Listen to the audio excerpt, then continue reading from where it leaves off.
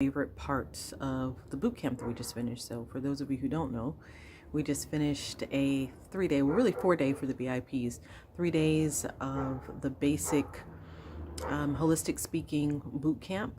So helping people in the holistic space, health and wellness, aromatherapists, practitioners, to work on a plan to take their speaking to the next level, and how to connect with people to work with the kind of clients that they want to work with, really more committed clients. And the very first day was all about mood. So we talked in detail about mood and how our mood and our energy plays such a big role in great speaking. And everybody really appreciated this particular part, and it was on epigenetics. So a lot of us in this space, health and wellness and holistic space, we know all about epigenetics. And one person commented, oh, I thought that was only for when it comes to like our bodies, like nutrition and what we have a predisposition to. But in fact, a lot of the trauma that we may be dealing with may not even be our own trauma. And it's such an interesting thing. When I first learned about this, I thought, wow, if we go back and look at some of our fears, some of the things that we're really afraid of, some of our belief systems about people and things, come from, maybe our background, but it could also be, in a sense, genetic, passed on to us, somebody else's trauma, somebody else's wound that's been passed on to us. And we used an illustration that, we all used to use quite a bit, about a baking pan. That baking pan that has a dent in it, and every time you go to bake that bread or bake that thing, it's gonna come out always with that little dent in it.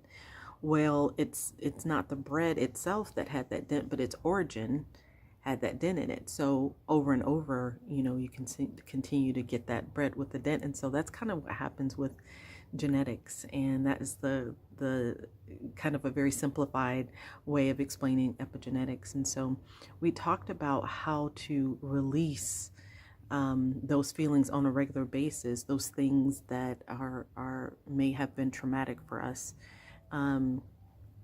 Maybe triggers that we notice are happening, and it causes us to either run away from our business. We talked about how running away can mean a lot of different things. It's when we're kind of jumping from business to business, or idea to idea, or coach to coach, and we're just jumping. Sometimes that's our fight or flight kicking in. And here we are, because we're so creative, and that we really feel like, no, I need this, and now I need this, and I need this, that shiny object thing.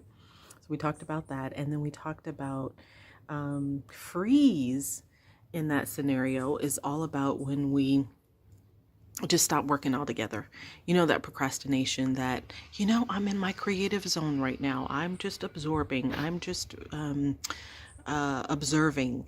And it's really that we're frozen. It's the fears, all types of things that have happened that we're just like, I can't move. I can't move in my business right now. I can't do anything.